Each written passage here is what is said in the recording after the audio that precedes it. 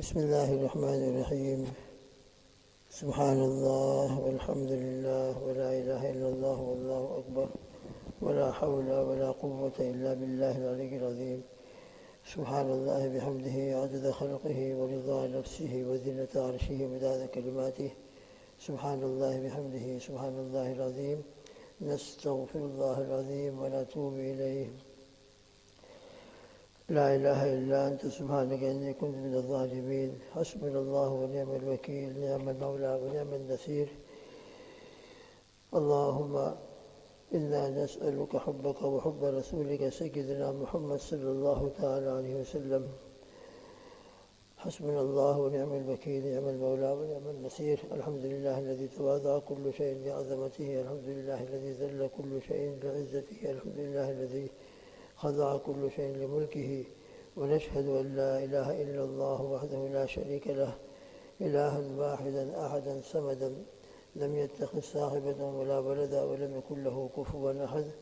ونشهد أن سيدنا وحبيبنا وسندنا ومولانا محمد عبده ورسوله، صلوات الله وسلامه على سيد الأولين والآخرين، خاتم الأنبياء والمرسلين، قائد الغر المحجلين إلى جنات النعيم، سيدنا محمد وعلى آله وأصحابه وأزواجه أجمعين، وبارك وسلم تسليما كثيرا كثيرا.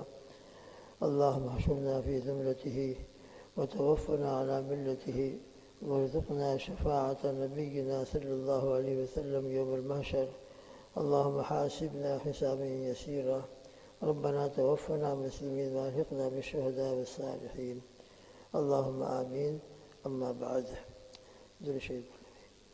اللهم صل على محمد وعلى آل محمد كما صليت على إبراهيم وعلى آل إبراهيم إنك حميد مجيد. اللهم بارك على محمد وعلى آل محمد كما باركت على إبراهيم وعلى آل إبراهيم إنك حميد مجيد. جزا الله عنا سيدنا محمد صلی اللہ علیہ وسلم ما هو أهله. بزرگوں، دوستوں، بھائیوں، اس سے پہلے کی مجلس میں ذکر کیا گیا تھا کہ ہماری ایمان کی حفاظت ہو جائے اور ہم دنیا سے ایمان کے ساتھ اللہ کی بارگاہ عالی میں پہنچ جائیں، ہماری موت ایمان کے اوپر ہو. یہ ہماری زندگی کا مقصد ہے، خلاصہ ہے. اللہ ہم سب کو حسن خاتمہ عطا فرمائے. ایمان والی موت، اللہ کی رضا والی موت، اللہ کے شوق لقاء والی موت عطا فرمائے. پھر اس کے بعد قبر کی جو منزل ہے، حشر کے اندر حاضری ہے، حساب و کتاب، اللہ سب کو آسان فرما دے. تو حسن خاتمہ کے سلسلے میں حکیم اختر صاحب رحمۃ اللہ علیہ کے حوالے سے ذکر کیا تھا کہ ایمان پر خاتمہ ہو جائے، اس کے لیے ایک عمل مسواک کا ہے. پابندی سے ہر نماز مسواک کے ساتھ ادا کرنے کی ہم عادت ڈالیں. مرد بھی، عورتیں بھی، ہماری ماں بہنیں بھی اس کے اوپر پابندی سے عمل کریں تو مسواک کی برکت سے انشاءاللہ موت کے وقت میں اللہ تعالیٰ اپنے فضل سے، اپنی رحمت سے زبان کے اوپر اپنا پاک کلمہ لا الہ الا اللہ محمد رسول اللہ بہت آسانی سے جاری فرما دیں گے انشاءاللہ. تو اس عمل کو ہم اپنی زندگی کے اندر پابندی سے اختیار کریں. جن کی زندگی میں ہے اللہ کا شکر ادا کریں، اور نہیں ہے تو فوراً نیت کر کے اسی مجلس کے اندر اللہ سے تعلق قائم کرتے ہوئے نبی کریم صلی اللہ علیہ وسلم کی اس مبارک سنت کو اپنی زندگی میں لانے کا پورا ارادہ کر لیں. اللہ ہم سب کو توفیق عطا فرمائے. پھر حکیم اختر صاحب رحمۃ اللہ علیہ نے ایک اور عمل حسن خاتمہ کے لیے ارشاد فرمایا ہے، اذان کا جواب دینا. اہتمام سے مؤذن جب اذان دینا شروع کرے، بہت ضروری امپورٹنٹ بات ہو جو اس کے بعد میں ہمارے لیے کرنے کا موقع ہی نہ ہو، وہ تو خیر گنجائش کے درجے میں ہے، ورنہ وہ بات ہے جو ہم بعد میں کر سکتے ہیں. بلکہ فقہاء نے تو یہ لکھا ہے کہ اگر ہماری مسجد کی اذان ہمارے گھر پر آنا شروع ہو جائے، ہمارے مسجد کی، اور ہم قرآن پاک کی تلاوت کر رہے ہوں، تو فرماتے ہیں کہ قرآن پاک کی تلاوت تو بعد میں بھی ہو سکے گی، لیکن اذان کا جواب اس کا ٹائم ابھی ہے. اس لیے دو عمل آپ کے جمع ہو جائیں گے، دو اجر و ثواب کے آپ کو انشاءاللہ عمل کا موقع مل جائے گا. ابھی اذان ہو رہی ہے، اذان کا جواب دے دو، تلاوت بعد میں کر لینا. تو فرماتے ہیں کہ تلاوت موقوف کر کے اپنی مسجد کے اذان کا جواب دیں. تو ہمیشہ جواب دینے کی عادت بنائیں. اذان کا احترام ہو، اذان کے وقت میں بیکار باتیں، گھروں کے اندر شور شار ہنگامہ نہ ہو. جہاں بھی ہم بیٹھے ہوں، جیسی اذان شروع ہو بس اللہ کی بڑائی ہو رہی ہے، اللہ کی کبریائی کا تذکرہ ہو رہا ہے، اس کے سامنے ہماری جو باتیں ہیں اس کی کوئی حیثیت، کوئی پوزیشن ہی نہیں ہے۔ اس لیے اللہ کی بڑائی، اللہ کی کبریائی کی طرف محبت کے ساتھ ہم متوجہ ہو جائیں، اور مؤذن جو اذان کے الفاظ کہہ رہا ہو ہم اس کو ریپیٹ کرتے رہیں۔ مؤذن نے کہا اللہ اکبر اللہ اکبر، تو ہم بھی اس کے ساتھ اللہ اکبر اللہ اکبر کہیں۔ پھر مؤذن نے کہا اشہد ان لا الہ الا اللہ، ہم بھی کہیں اشہد ان لا الہ الا اللہ۔ اس طرح مؤذن جو کلمات کہتے رہے ہم اس کو ریپیٹ کرتے رہیں۔ حی علی الصلاح حی علی الفلاح میں دو روایتیں ہیں۔ ایک روایت یہ ہے جو مشہور ہے ہمارے عرف کے اندر، اور روایت کے اندر بھی عمر بن خطاب رضی اللہ عنہ کی روایت ہے کہ جب مؤذن حی علی الصلاح کہے تو جواب دینے والا لا حول ولا قوت الا باللہ کہے۔ مؤذن نے کہا حی علی الفلاح تو جواب دینے والا لا حول ولا قوت الا باللہ کہے۔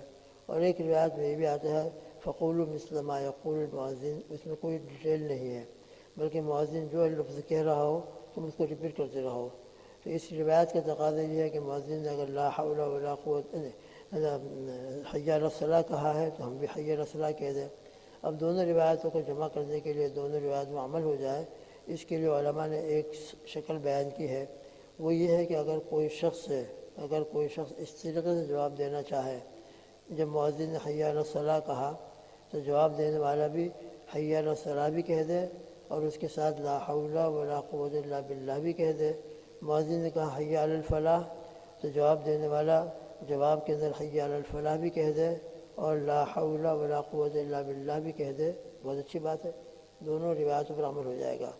بہرحال خالی لا حول ولا قوت الا باللہ بھی کہہ دے گا تو بھی انشاءاللہ ایک روایت کے مطابق جواب ہو جائے گا۔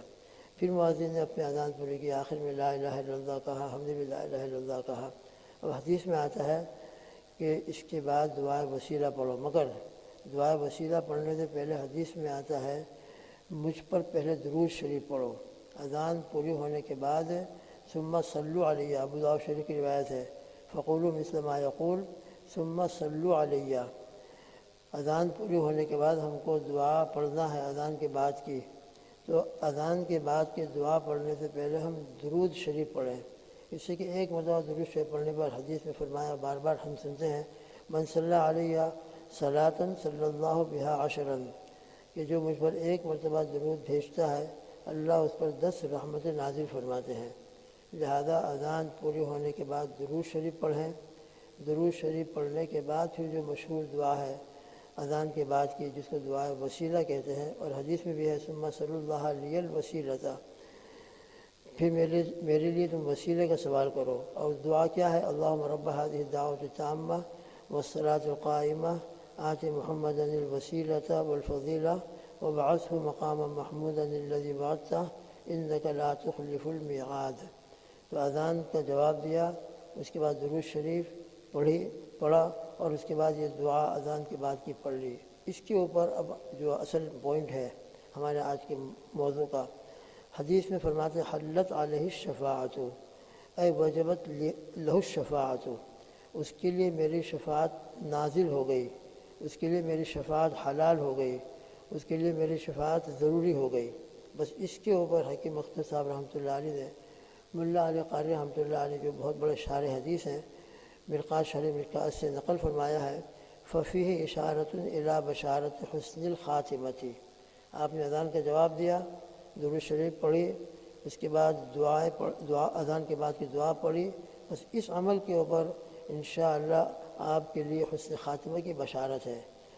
اس لیے کہ جب شفاعت لازم ہو گئی اور اللہ کے حبیب صلی اللہ علیہ وسلم شفاعت فرمائیں گے، قیامت کے دن جو شفاعت ہے وہ ایمان والوں ہی کے لیے ہے، خاص جو شفاعت ہوگی۔ ایک تو ہے شفاعت کبریٰ جس پر حساب کتاب شروع ہوگا، وہ تو سب کے لیے ہوگی، لیکن خصوصی جو شفاعت ہیں یہ ایمان والوں کے لیے ہوگی۔ تو جب نبی کریم صلی اللہ تعالی وسلم نے اس میں شفاعت کا تذکرہ فرمایا اور شفاعت کا وعدہ فرمایا، تو اس سے خود بخود انشاءاللہ نتیجہ نکل جاتا ہے کہ اس شخص کا خاتمہ ایمان پر ہوگا۔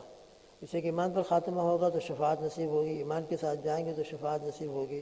اس لیے کہ مختار صاحب رحمۃ اللہ علیہ نے ملا علی قاری رحمۃ اللہ علیہ سے نقل فرمایا ہے ففیہ اشارۃ الی بشارۃ حسن خاتمہ، یہ پورے عمل کے برکت اور پورے عمل کے اوپر بشارت ہے حسن خاتمہ کی، اور ہمارے لیے حسن خاتمہ بہت بڑا زندگی کا خلاصہ ہے۔